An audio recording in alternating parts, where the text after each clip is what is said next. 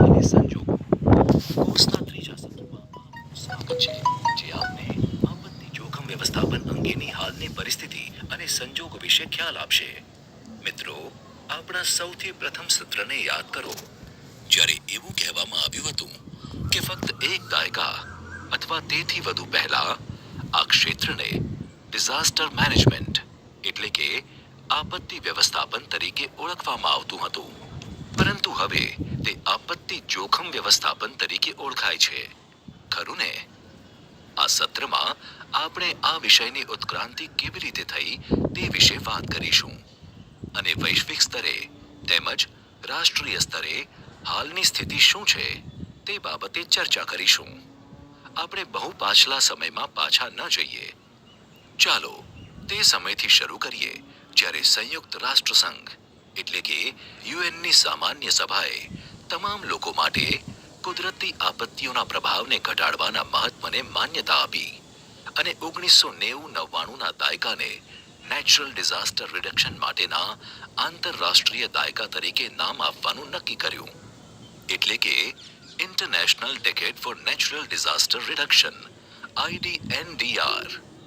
આ પ્રથમ આવકારદાયક પગલા બાદ બે આંતરરાષ્ટ્રીય પરિષદો બોલાવવામાં આવી, એક યોકોહામામાં 1994માં અને બીજી યોગોમાં 2005માં. આ પરિષદો દરમિયાન સર્વાનુમતે પસાર કરવામાં આવેલ ઠરાવોને અનુક્રમે યોકોહામા વ્યૂહરચના અને યોગો ફ્રેમવર્ક ફોર એક્શન તરીકે ઓળખવામાં આવ્યા. આ ઠરાવોના દરેક સમૂહ પર વિશ્વના મોટી સંખ્યાના દેશોએ સંમતિ આપી હતી, કારણ કે તેઓએ યોકોહામા વ્યૂહરચના મુજબ 1995થી 2005 સુધી કુલ 10 વર્ષો માટે તેમજ યોગો ફ્રેમવર્ક ફોર એક્શન મુજબ 2005થી 2015 સુધી તેઓના ઉદ્દેશોની પ્રાપ્તિ માટે કટિબદ્ધ રહેવાનું નક્કી કર્યું હતું. 2015માં યોગો ફ્રેમવર્ક ફોર એક્શનના અમલના સમાપન પછી જાપાનના સેન્ડાઈમાં 2015માં ત્રીજી વિશ્વ પરિષદ બોલાવવામાં આવી હતી અને તેમાં જે ઠરાવો તૈયાર કરવામાં આવ્યા હતા તેને સ્વીકારવામાં આવ્યા હતા. તેને Sendai framework for disaster risk reduction 2015-2030 જે SFDRR 2015થી 2030 તરીકે પણ ઓળખાય છે. SFDRR એ ડિઝાસ્ટર મેનેજમેન્ટથી લઈને ડિઝાસ્ટર રિસ્ક મેનેજમેન્ટ સુધીના દાખલારૂપ બદલાવ માટેનું મુખ્ય ચાલક બળ હોવાનું કહેવાય છે. તે એક માર્ગદર્શિકા છે જે સમાજને આપત્તિઓ સામે વધુ સુરક્ષિત અને વધુ સ્થિતિસ્થાપક બનાવવા તરફ માર્ગદર્શન આપે છે. 187 દેશોએ આ માળખા માટે સહી કરેલ છે. SFDRR એક એવો દસ્તાવેજ છે જે કુલ 7 લક્ષ્યોને હાંસલ કરવા માટેની કાર્યવાહી માટે 4 પ્રાથમિકતાઓની રૂપરેખા આપે છે, જે બદલામાં એક પરિણામ તરફ દોરી જાય છે, જે છે જીવન, આજીવિકા, આરોગ્ય, વ્યક્તિઓના અર્થતંત્ર, વ્યવસાયો, સમુદાયો અને દેશોમાં આપત્તિના જોખમોમાં નોંધપાત્ર ઘટાડો. દરેક દેશ SFDRRના સિદ્ધાંતોનું પાલન કરે તેવી અપેક્ષા રાખવામાં આવે છે અને ગર્વની વાત એ છે કે ભારત પહેલો દેશ હતો જેણે SFDRR સાથે સંલગ્ન આપત્તિ વ્યવસ્થાપન યોજના 2016માં તૈયાર કરી, જે ત્યારબાદ 2019માં અદ્યતન કરવામાં આવી હતી.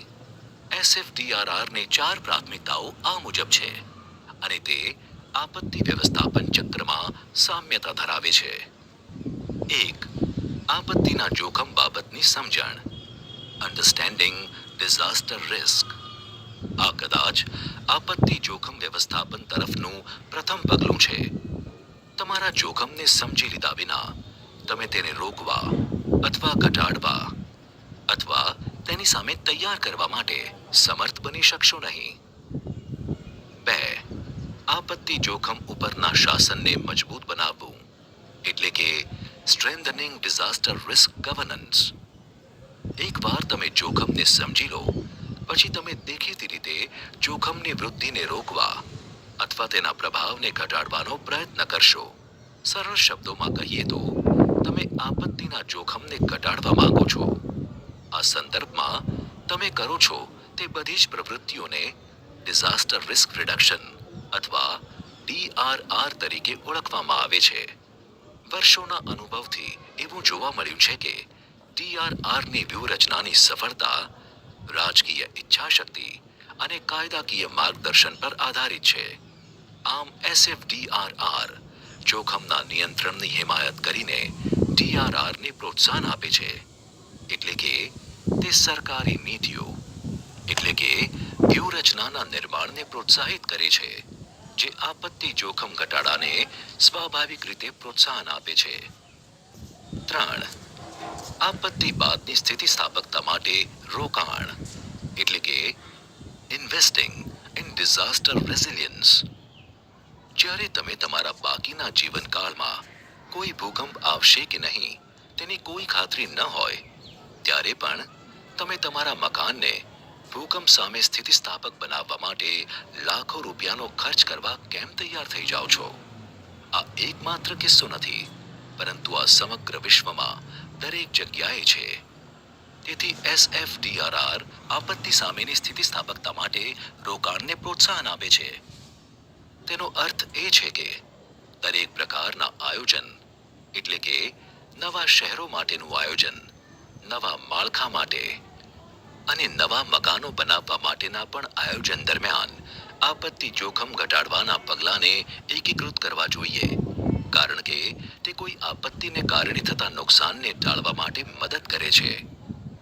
National institute of building sciences USAના અધ્યયનમાં જોખમ અને આપત્તિના નુકસાનને ઘટાડવા માટે શમન પ્રવૃત્તિઓમાં રોકાણ કરવામાં આવતા દરેક ડોલરની સામે $6ની બચત થતી હોવાનું જણાયું છે. 4. અસરકારક પ્રતિભાવ માટે અને બહેતર પુનઃપ્રાપ્તિ, પુનર્વસવાટ અને પુનઃનિર્માણમાં બિલ્ડ બેક બેટર કરવા માટે આપત્તિ સામેની સજ્જતાને વધારવી એટલે કે enhancing disaster preparedness for effective response and to build back better in recovery, rehabilitation and reconstruction. SFDRR પ્રતિક્રિયા આપવા માટેની ઉન્નત સજ્જતાને પ્રોત્સાહિત કરે છે અને છેવટે મજબૂત, ઝડપી અને વધુ વ્યાપક રીતે પુનઃનિર્માણ દ્વારા સ્થિતિસ્થાપકતા પ્રાપ્ત કરવાની હિમાયત કરે છે. SFDRR વિશેની સૌથી અનોખી બાબત એ છે કે એક મોનિટરિંગ ફ્રેમવર્ક દ્વારા તે 7 વૈશ્વિક લક્ષ્યો પૈકીના દરેક લક્ષ્યમાં દરેક રાષ્ટ્ર દ્વારા કરવામાં આવતી વૈશ્વિક પ્રગતિનું મૂલ્યાંકન કરતી રહે છે, જેને સર્વસંમતિ આપવામાં આવી છે. SFDRRના 7 લક્ષ્યો કંઈક આ મુજબ છે. A. 2030 સુધીમાં આપત્તિ દ્વારા વૈશ્વિક મૃત્યુદરમાં નોંધપાત્ર ઘટાડો. B. 2030 સુધીમાં આપત્તિ દ્વારા પ્રભાવિત લોકોની સંખ્યામાં નોંધપાત્ર ઘટાડો. C. 2030 સુધીમાં આપત્તિ દ્વારા થતા કુલ સ્થાનિક ઉત્પાદનને એટલે કે GDPને લગતા સીધા આર્થિક નુકસાનને ઘટાડવું. D. જટિલ માળખાગત સુવિધાઓ અને પાયાની સેવાઓમાં આપત્તિને કારણે થતા વિક્ષેપ અને નુકસાનને નોંધપાત્ર રૂપે ઘટાડવું. તેમાંના આરોગ્ય અને શૈક્ષણિક સુવિધાઓ, જેમાં 2030 સુધી તેમની સ્થિતિસ્થાપકતા વિકસાવવા સહિતનો સમાવેશ થાય છે. E. 2020 સુધીમાં રાષ્ટ્રીય અને સ્થાનિક આપત્તિ જોખમ ઘટાડવાની વ્યૂહરચનાવાળા દેશોની સંખ્યામાં નોંધપાત્ર વધારો. F. વિકાસશીલ દેશોમાં આંતરરાષ્ટ્રીય સહયોગને નોંધપાત્ર રીતે 2030 સુધીમાં માળખાના અમલીકરણ માટે તેમની રાષ્ટ્રીય ક્રિયાઓને પૂરક બનાવવા માટે પૂરતો અને સાતત્યપૂર્ણ ટેકો આપી વધારવા. G. 2030 સુધીમાં વિવિધ જોખમ માટે આગોતરી ચેતવણી માટેની પદ્ધતિઓ અને આપત્તિ જોખમ માહિતી અને આકારણીની લોકો માટે ઉપલબ્ધતા અને વપરાશમાં નોંધપાત્ર વધારો. હમણાં આપે એક નવો શબ્દ સાંભળ્યો હશે, સ્થિતિસ્થાપકતા એટલે કે રેઝિલિયન્સ. આપણે આગળ વધતા પહેલા સ્થિતિસ્થાપકતા શું છે તે સમજીએ.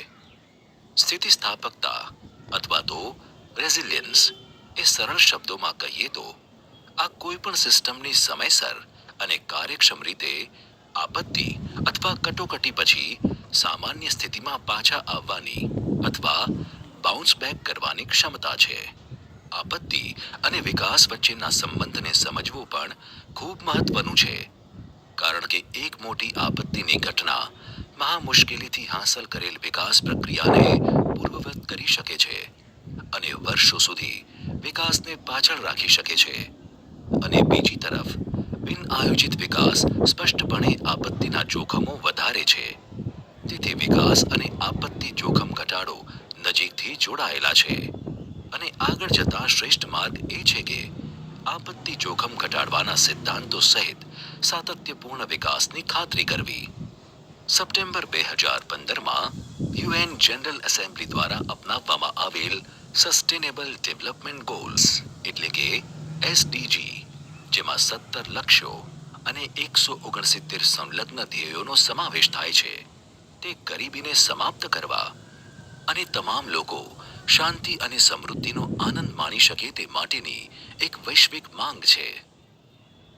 તમે જાણતા હશો કે વાતાવરણમાં પરિવર્તન એક નિકટવર્તી ખતરો છે અને તેના પરિણામો જેવા કે સમુદ્ર સપાટીના સ્તરમાં વધારો, રણીકરણ, અનિયમિત હવામાન વગેરે છે. અને તેથી ડિસેમ્બર 2015માં સમગ્ર વિશ્વ પેરિસ કરાર તરીકે ઓળખાતા કરાર પર હસ્તાક્ષર કરવા માટે ભેગું થયું હતું, જ્યાં વિશ્વ વૈશ્વિક તાપમાનમાં વધારો 2 ડિગ્રી સેલ્સિયસ સુધી મર્યાદિત રાખવા અને તેને 1.5 ડિગ્રી સેલ્સિયસ સુધી જ રોકવા માટે તમામ પ્રયત્નો કરવા સંયુક્ત રીતે સંમત થયા હતા. આ બધા કરારો એટલે કે એજન્ડા જેવા કે SFDRR, SDG અને પેરિસ એગ્રીમેન્ટ વિકાસને સાતત્યપૂર્ણ બનાવવાના એક સામાન્ય ઉદ્દેશ સાથે કરવામાં આવેલ છે. વધુમાં માનનીય વડાપ્રધાન શ્રી નરેન્દ્ર મોદીએ નવેમ્બર 2016માં 10 પોઈન્ટના એક એજન્ડાની જાહેરાત કરી અને એ આ મુજબ છે. 1. બધા વિકાસ ક્ષેત્રોએ આપત્તિ જોખમ સંચાલનના સિદ્ધાંતો આત્મસાત કરવા જોઈએ. 2. જોખમ સામે રક્ષણ માટે ગરીબોથી લઈને એસએમઈ તેમજ બહુરાષ્ટ્રીય નિગમોથી લઈને રાષ્ટ્રના તમામ રાજ્ય સુધીના બધાને આવરી લેવા આવશ્યક છે. 3. આપત્તિ જોખમ વ્યવસ્થાપનમાં મહિલાઓનું નેતૃત્વ અને તેમનો સમાવેશ. 4. વૈશ્વિક સ્તરે આપત્તિના જોખમો સમજવા માટે જોખમના આકલનમાં રોકાણ ઉપર ધ્યાન આપો. 5. આપત્તિ જોખમ વ્યવસ્થાપન માટેના પ્રયત્નોની કાર્યક્ષમતા વધારવા માટે ટેકનોલોજી અપનાવો. 6. આપત્તિઓના મુદ્દાઓ પર કાર્ય કરવા યુનિવર્સિટીઓનું નેટવર્ક વિકસિત કરવું. 7. આપત્તિ જોખમ ઘટાડવા માટે સોશિયલ મીડિયા અને મોબાઈલ ટેકનોલોજીનો ઉપયોગ કરો. 8. આપત્તિ જોખમ ઘટાડવા માટે સ્થાનિક ક્ષમતાઓનું નિર્માણ અને આપસૂચ કેળવો. 9. આપત્તિઓમાંથી શીખવાની દરેક તકનો ઉપયોગ કરો અને તે પ્રાપ્ત કરવા માટે દરેક આપત્તિ પછી જાણવા મળેલ પાઠ પર અભ્યાસ કરવો. 10.